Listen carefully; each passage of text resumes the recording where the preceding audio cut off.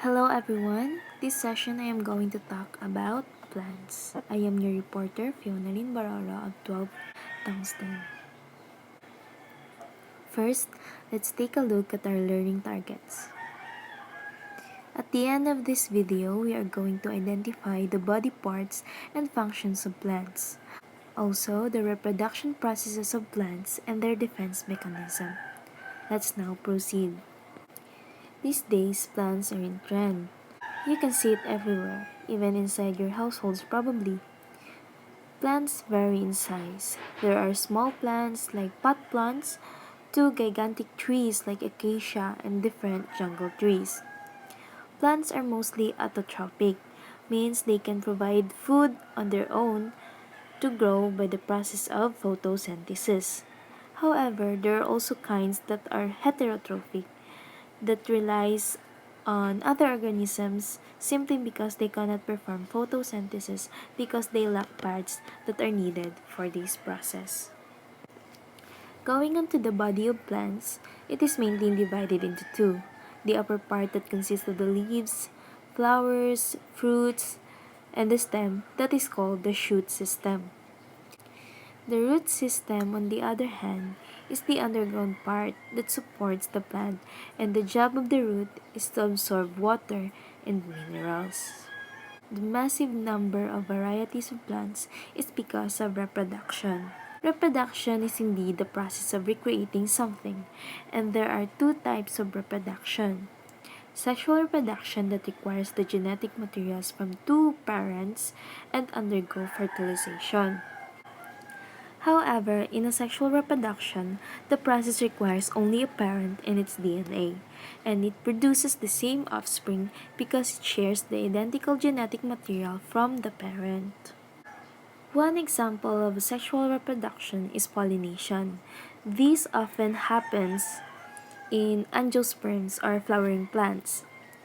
This process involves the transference of pollen, the sex cell of a male plant, to the stigma, the sex organ of female plant, to proceed to fertilization. Thus, through this, seeds are produced and will grow into new plant. The transferring of pollens may be caused by the wind, water, and pollinators like bee or other insects. Going on, there are also different processes for asexual reproduction. Some of these are the following. First, the grafting. This technique is done by combining the root and system of a plant. Second is cutting. From a fully grown plant, its stem is trimmed and the trimmed part is planted to a different pot and will eventually grow. Moreover, in layering technique, a stem is put to another stem of a plant covered with moist soil, and then it will grow its own root system. Because of variety of plants, it also plays different function to the environment and community. First, plants can be a good source of food.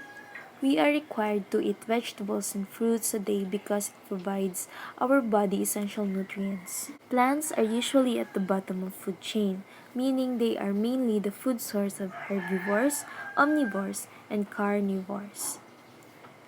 Second, they are essential in oxygen-carbon dioxide cycle. The CO2 released by other organisms are being processed by the plants and then turn them into oxygen that are used by humans and other living organisms too. Lastly, we can't skip the part that plants beautifies our surroundings. The variety of colors plants possess set the atmosphere of a certain environment. On to the last subtopic for this presentation is the defense mechanism plants have. Some plant structures are their own defense mechanism. Take a look at this prickly cactus. The thorns will be its barrier for potential attacks from its predators. Some plants have hard shells, slippery skins, and thorns that serves as their first base protection. Further, some possesses poisonous materials inside them.